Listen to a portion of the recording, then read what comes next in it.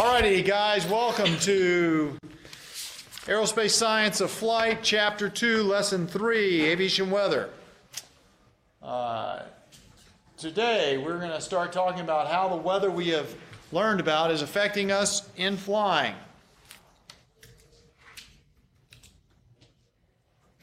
We're talking about causes of turbulence and severe weather affecting aviation. And I'll tell you a couple war stories. First of all, this past weekend, did anybody see the clouds that we had in Prescott? You mentioned that. Tell me about it, Cody. They were stringy. Stringy clouds. Cirrus is the correct word, stringy clouds. I looked outside. I've heard them called angel hair, okay?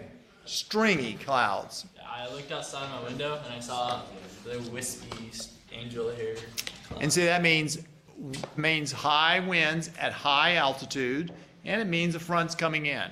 And yesterday I saw the Cumulonimbus means a thunderstorm. That's good. But it never happened. And like I said on Sunday then, we actually had what's called very unusual clouds. Maybe I should call that up. Called very unusual clouds called lenticular clouds. Has everybody any heard of that? Yeah, yesterday. So. Did you see it yesterday? Oh, I mean, I saw it yesterday. Here is actually, matter of fact, that's almost exactly what I saw. They look kind of like spaceships, okay? I think I saw. Wow. This one right here is the one that I saw on Sunday. And they're lenticular clouds that are really cool. They basically mean at high altitude, the winds are very strong, and they're smoothing them out. But yeah, they can be a UFO signatures. This is something exactly what I saw over Prescott. Over here on the left. Yeah. So it's pretty cool stuff. And you don't see that in the East Coast. You see them around mountains. And of course, we're surrounded by mountains. And honestly, I had never seen this much at all until I moved out to Prescott. But anyway, those generally indicate bad weather coming or high altitude winds, which are kind of unusual. And that's why we are cold here today and have a front that's passing through. Okay, we have gone through a lot of this chapter, this lesson, in talking about the previous ones, but I just want to emphasize some of them to you, such as the atmospheric instability. You can actually see that around mountains, which we are surrounded by mountains, that when the air rises, the pressure decreases, and a lot of times you have unstable air. Because it's so dry here in the desert, unstable air doesn't mean necessarily rain. It means winds, which we have a lot of winds here in Prescott. It also means maybe we'll have a snow front come through or some precipitation because we're over a mile high. But basically, the mountains do cause a lot of our microcosm, micro weather that we actually have around here. Cool air that comes through Prescott, because we're so high, a lot of times condenses the air and causes us to have some rain. But because we're in the desert, it's so dry, a lot of times the rain does not hit the ground. We'll have these monsoons that honestly, remember, caused the problem for our Yarnell 19 and reversed the wind direction and ended up killing those 19 guys. That was a huge monsoon that just came from the east, and I saw it happen. It was a big one, and that caused a suction of the air, and again, I always think of clouds and storms as being a transfer of energy, and guess what? It changed the winds 180 degrees in a matter of minutes and caught the guys in a valley which they could not handle. When they talk about thermal differences, thermal turbulences, when you actually, has anybody ever been in a hang glider? Not flying, but You've seen hang gliders? Okay. Okay, hang gliders. What causes what's the engine of a hang glider? wings. What's the engine of it? Oh, the wind. Yeah. Thermal turbulence, thermal rising of the air. And we actually have a glider port here on the edge of town. Is anybody out towards Mingus Mountain, out past the airport, essentially, right? On the left-hand side, there's a glider port. And you can actually see gliders out there. I've had students of mine be glider pilots. You can do that at 15. It's scary. No, you're a glider. It's no big deal. It's a lot of fun. Have you done it? I have never done a glider, But I've been in a plane without an engine. That's sort of like a glider.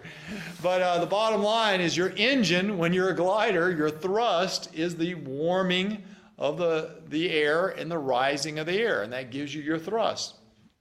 A lot of times when you're a glider, you on purpose fly over plowed ground, which gives off more heat and energy than a flat ground, or they'll fly over a concrete or asphalt parking lot, which would give more heat and thermal activity than a dirt lot. And then again, the reason the glider port is out there on the edge of town to the left of the fairgrounds is because there's two hills. And when the wind blows from the west and hits those two hills, the wind goes up. Okay, and those are the thermals that the gliders fly on. When you're flying in a plane and all of a sudden you have unstable air, you have turbulence. And has anybody ever flown in a big plane and had it go bouncing around a lot? Make you nervous, right? Guess what? You should be happy that you're bouncing around, and you look out of the wings. Anybody ever seen the wings? They flap up and down like that. That could make you nervous, but unless you take my class and understand that actually should make you happy, because when the wings are bouncing around and flapping, they're working. Okay, they're getting lift. They are flexing. They are not breaking and falling off. Okay, you have them designed to do that, and that's exactly what happened.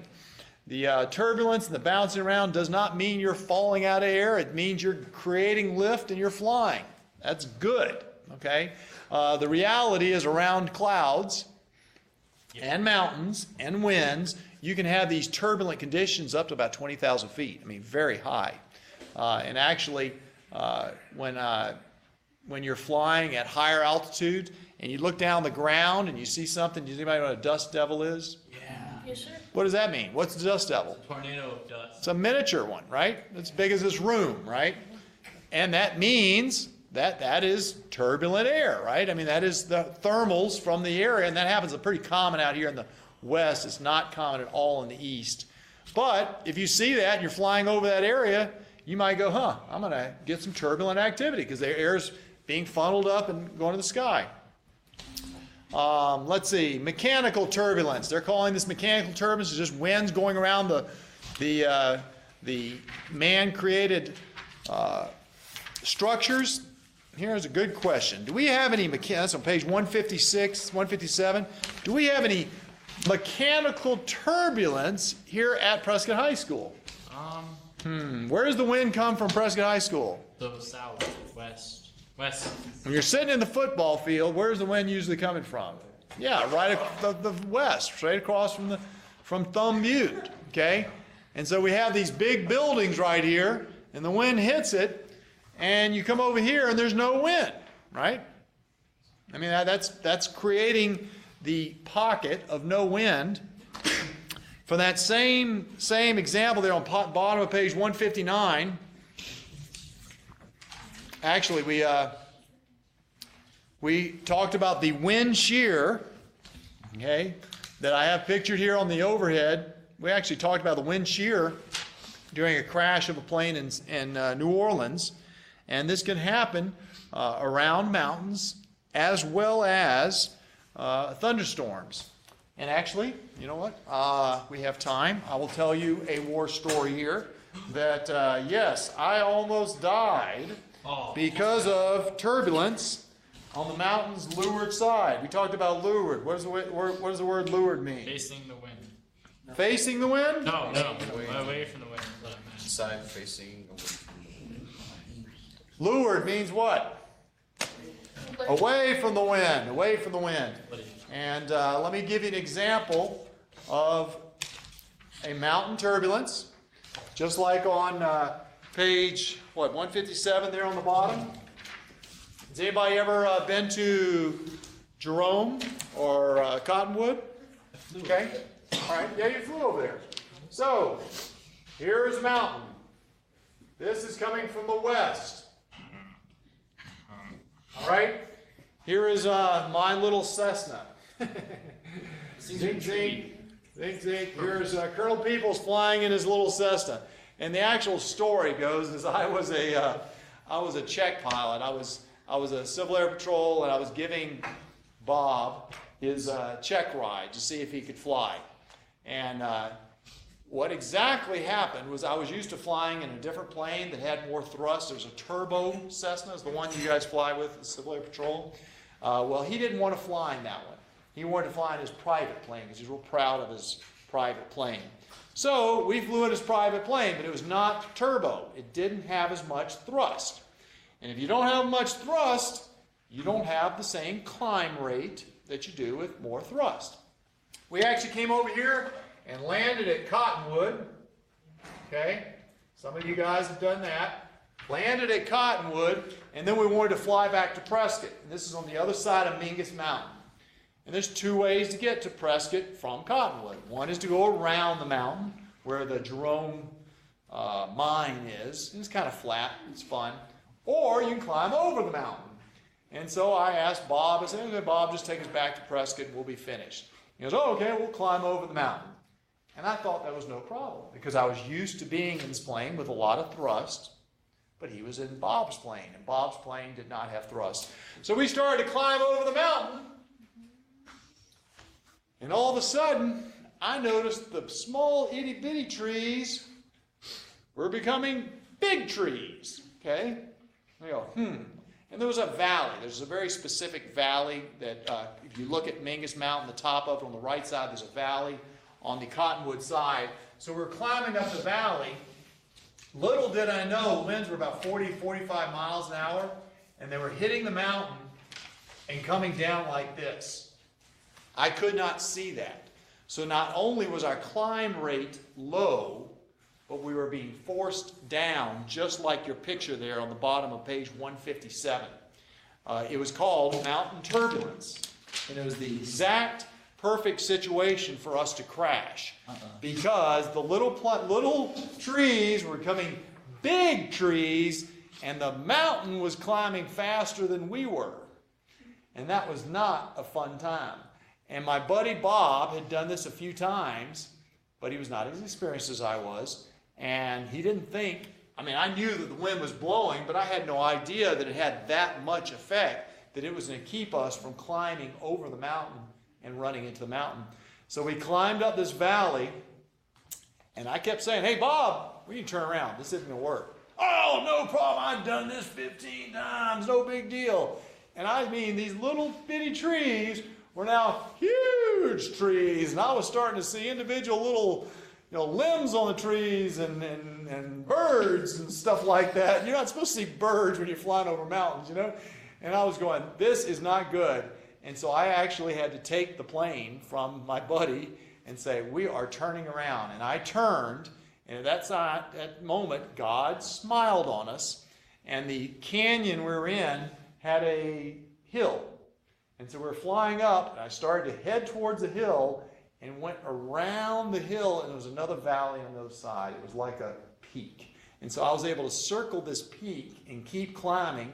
And guess what? When I went past the peak, the wind went away. And when the wind went away, I could climb up, right? But then when I came in, it kept forcing me down. So I circled the peak twice and climbed up high till I could see over the mountain because I was already over it, and then we went. But I'm telling you, and I know exactly where that peak is, and I thank God every time I see it, because if I hadn't had that peak to protect me from this wind, I might not have been here. Or I'd been sitting on the side of the mountain going, what a dummy I was not to know about this exact hazard that I'm trying to teach you guys, okay? He passed. Did he pass? No. He did not pass. Do you think Colonel Peoples would pass somebody like that? Come on. You know me. Okay. No, he did not pass. He would had to go back. Bob, maybe we want to do this again sometime. And so that's exactly what we did. Is we decided to do it again sometime. And in a turbo Cessna. In a turbo Cessna, yes, exactly right. So I almost had problems because of turbulence on the mountain's leeward side, as they say. That almost killed me in that type of situation. That was a bad situation. Was it a nice plane? It was a nice plane. Yeah, it was probably worth about, I don't know, not 100,000, maybe 50,000 or so. I mean, it's a nice plane. Nice plane. Okay, some more severe weather. How does it affect aviation? Thunderstorms, cumulonimbus. What requires you to fly in cumulonimbus as an airplane pilot? You don't. You don't. Give me Air 5. Great job. And yes, when you're in war, you may want to go through cumulonimbus if you're going to save your life or someone else. But in general, you never fly in thunderstorms. Where are the most thunderstorms in America? What state? South Dakota. Thank you very much. Try again. Colorado. Thank you very much. Try again. Montana. Y'all are speaking like West Coast dumb kids, okay? Think about where does it rain? Where's it a lot of... Georgia. Getting closer. Where's... Florida. Florida. Give me Air 5. Yes, exactly. Why did you answer? In Florida, it rains. It rains every day around 2 to 3 o'clock. Every day like clockwork. Because Seattle has stratus clouds, not cumulonimbus. Florida has lots of rain, has lots of heat, has lots of water, has lots of uplift. Every day it rains in Florida around 2 or 3 o'clock. Of course, I'm saying every day, only 340 days, okay?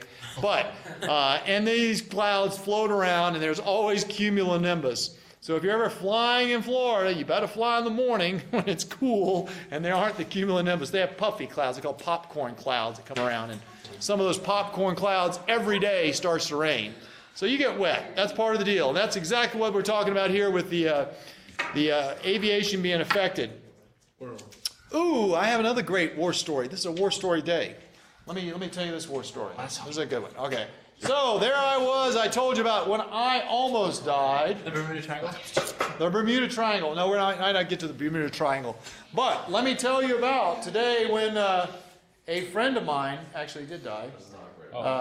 And it was all because of a thunderstorm. So if we have a thunderstorm, just like we have a uplift, and this is exactly what happened to. All right, here we go. We have a thunderstorm, and we have the big anvil, and we have a huge uplift here, okay? And I am in a little Cessna, and I am flying, trying to go home, and the pilot is not that smart or did not think about this, and he flies into a thunderstorm like this, straight, and all of a sudden he gets on an elevator because there is a huge uplift. I taught you guys about basic of flying and some of the instruments. All of a sudden you're straight and level, and all of a sudden you realize your altimeter is climbing. That's not good. So what do you think? And all of a sudden, you know, you're in the clouds, you can't see anything. All of a sudden you're straight and level, and the altimeter is going up like you're on an elevator. What would you think is happening? Did he think he was going up? Ding, ding, ding, ding. Well, he thinks that the altimeter is broken, right? Everything else is straight. I haven't changed anything. All of a sudden, I am going up like you would not believe. So you think you're going up, so what would you do? He starts pushing over and starts to descend to stop the elevator, right? And when he pushes over to start to descend, what happens to his airspeed? It goes down. It goes, no, you push over and you're descending, your airspeed goes very fast, but he's still climbing. Does that make sense? He's like this in the air. But he's, exactly, because this huge uplift, I'm telling you, it happens. This huge uplift, like up to 15,000 feet per minute. I mean, it's a huge uplift sometime in these big eastern, this is in South Carolina actually is when it happened. So, he is climbing up and he's pushing over and the airspeed's going up, like he's going down, but he's still climbing less. I mean, he's climbing less. And then all of a sudden, he breaks out at this side. And we have a wind shear. Uh-oh. And when the wind goes up here, what happens over here? Pushes him down. It goes down. And when he goes down, all of a sudden, he's pushing over, and so his elevator is stopped, and he flies out into the wind shear of going down, and all of a sudden now he's going down fast, and he's vertically going down, and he's very fast. And what would you do? Pull up. And he pulled up. And when he pulled up, he over-G'd the aircraft. The wings did not bend and flap. They go beak, and he died. And that's a very sad story, but it is a documented case 3 times. Wait, the wings broke off? Yep, you over-G the aircraft. This is in a non-fighter, and so you're generally up to like 3.6 Gs, and if you pull 6 or 7, guess what? The wings fold over, and he's still in the clouds. I mean, you can't see anything. So you're just flying straight and level, and you see you going up an elevator, my goodness, I'm going to push over. And all of a sudden, you're going down the elevator, and you go, boom, crash, boom, done. What would you have done? Probably the same thing. The guy was not a bad pilot. It's just that in retrospect, of course, that's what you try to learn from the errors of previous pilots. It was a bad scene. Yes? How many G's can a jet fighter take? Like F-16, F-15 is around 11 is the most I've heard. And those are the old planes. I think the F-22, the F-35 are different. Maybe classified, I don't know. But this was in a simple plane. But it was designed for probably 3 or 4 Gs, and I think he pulled 7 or 8. And guess what? Wings fall off, you know. When you do something that is not designed for it, they fall off. So anyway, that was an exact example of this type of situation actually killing a friend of mine. So it's a bad scene. That stuff happens. And you don't ever want to do it. So he hadn't taken this course. He hadn't thought about it. But it really does happen. Okay, let's see. Air mass, steady state. Ooh, squall line. What does the term squall line mean? S-Q-U-A-L-L. What is a squall line? Page 161.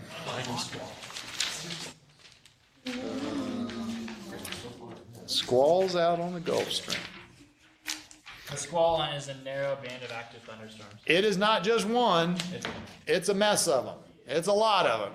And squall lines are bad. We do. As a matter of fact, I have done this. I have landed in a Cessna because in front of me was a squall line. And I go, I can't go through it. Land. You can turn around, and actually, if you turn around and run, you may not go as fast as they go. So yeah, you just flat land. Nobody's making you fly through a squall line in a non-war situation. I just land, and you know what? They move fast. They go right through in an hour or 2. You fly through the next port, and once they come through, they cleaned out the weather. It's usually beautiful on those. Land on a road. On a road, if I ever land on a road, no. You land in. There's a lot of airports in America. America has more airports than any other place in the world, so you just land. But bottom line is there you go. These are the pictures, and the squall lines are combined together. Occasionally the airlines will pick their way through the squall lines because they have very sophisticated radars and they can see the less intense sections, and they do that because they got paying customers. But when you're trying to live and you're just a private guy, you just land. Yes. So what would be the best way to land? Have you ever landed in a field actually? No. You do that for emergency, but if you land, you're speaking from a position of great advantage than crashing and dying. You're supposed to laugh. Yeah, you don't want to. I would not have any problem with landing a plane in a field and walking away from it. That's okay. Here's a picture here. We talked about 20 miles the other day. About you're not supposed to be within 20 miles of the storm's edge because of lightning, hail, and poor visibility. I have actually flown in electrically charged clouds and had lightning dancing around my canopy. It's called St. Elmo's Fire. Does anybody know what that is? Movie. Well, that's a movie, but guess where that came from? The thing. The real thing. St. Elmo's Fire. Let's see if I have a good picture here. I probably have movie pictures.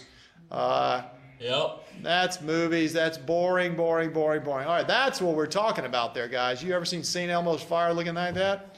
It actually dances all across the cockpit, and I've seen it envelop my actual plane. So St. Elmo's Fire is a true thing. It's a high amount of static electricity being discharged, and that is not a good deal. That usually means you're going to get ready to be hit by lightning, and you don't ever want to do that. So when you get St. Elmo's Fire, you generally, again, go away. All righty, huge pictures of squall lines. and they're generally in the afternoon in the southeast or other places. What about tornadoes? Do we fly near tornadoes? That is not the smartest thing in the world. Never. Yes. Oh, when I lived in South Dakota, there's like, we had tornadoes. Quiet. South Dakota is probably a pretty good place to see tornadoes. Yeah, it was scary. I've been in like 2 tornadoes. I mean, not in them, but like 2 of them went through my town when I was little, and it was pretty scary.